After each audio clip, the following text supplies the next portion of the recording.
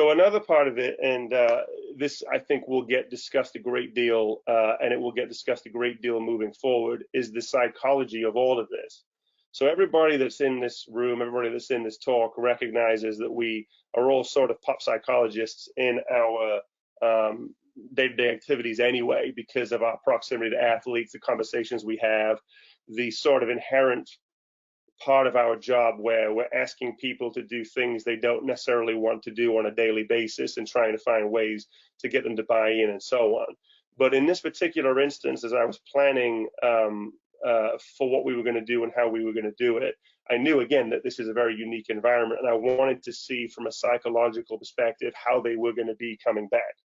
So really, really briefly, this graph that's underneath the guy lifting here is data from what's known as a BRUMS, which is the Brunel mood score, which is a psychometric tool based off something called the profile of mood state. So to simplify all of that, basically it's a questionnaire, 24 questions that have a whole bunch of different, how do you feel related questions that then tally up into these 6 different mood states.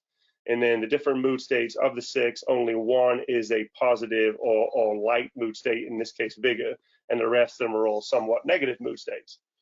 And so it's a really simple thing to do. It takes a couple of minutes. So we were taking, the COVID-based questionnaire, which the sports medicine staff needed, and then I was having the guys do this every time they came in, right before they lifted, for the first 4 weeks.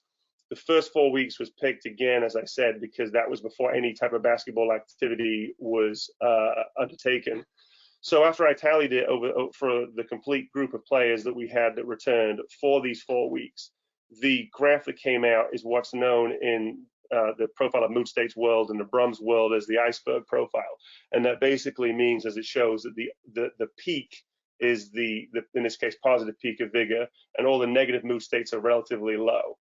So when you look at this graph, you're going to say, and I get it because I feel the same way, well, of course they were vigorous. Of course they were enthused to be back because they'd been shut down for 3 months. And that's very, very true. So this isn't necessarily a remarkable graph. What you have to look at, though, is the context behind it.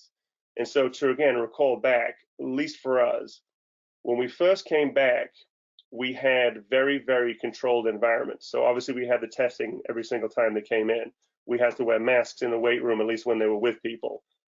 We had one exit, one entrance. You couldn't be near people. You couldn't touch people. They were in groups, I think, of 2 at the time. There was absolutely no basketball access. So they couldn't even leave the weight room and do the thing that they love to do that much. They were teased by the fact the weight room was next to them. The basic rule that we had in terms of who could lift is they had to be local players. Which for us is fortunate because the majority of our returners were local, but none of them lived closer than 30 or 35 minutes away. So they had to drive in, pay their own gas money, come do this lift, which wasn't even a fun lift at the time because we were very restricted and careful on what we were choosing to do. And then we were giving them like Chick-fil-A sandwiches on the way out. So they weren't even getting these really great grand meals. So my point behind telling you and reminding you of that story is it wasn't exactly a ton of fun environment as it relates to weight room activities, and yet they were still vigorous. They were still in a good place. The 2 sort of upward ticks that were related to the negative mood, obviously after 4 weeks, fatigue started to kick in a little bit, and anger came up a touch, and that, to be completely honest with you, was a lot of conversations, I believe, to do with paying for gas money and coming in. But the point being is that they were excited, they were enthused, and they were vigorous in their intent and want to come back. How that played out across the 26 potential training sessions they could have is that on average, with the restrictions I mentioned, with the fact it was voluntary almost to the end, with the fact that they had to drive their own cars and so on, is that the players made on average 19 of the 26 different training sessions, which led to about a 75% attendance. The ones that missed were usually family-related things, out-of-town things, depending on where they were, and also, unfortunately, any COVID-related things that may have came up. And we still had a really high turnout for training sessions.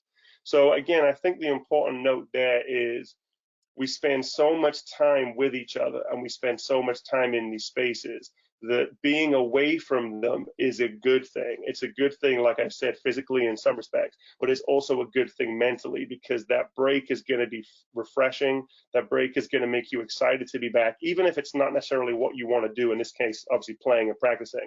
But as everybody should know or is starting to know, and again, Coach Curtis mentioned, the mind is the most powerful tool that we have.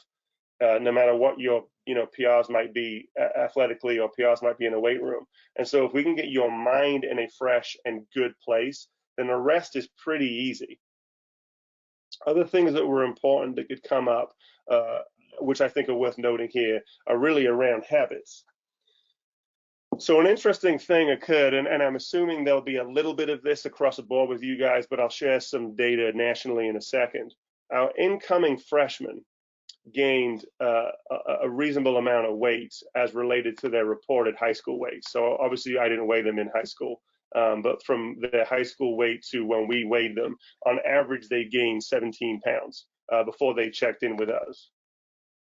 2 of the 3 freshmen had the highest body fats and skin fold measurements in my 5 now going on 6 years at Georgia Tech.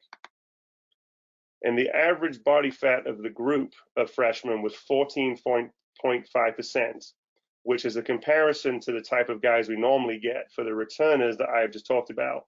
When they first came here as freshmen, their average is about 7.8%. So it's important for me to say here, though, it's not necessarily their fault, because you don't know what you don't know. And I mean that in relation to habits. I mean that in relation to expectations. I mean that in relation to sort of being a pro before you're a pro in the college space.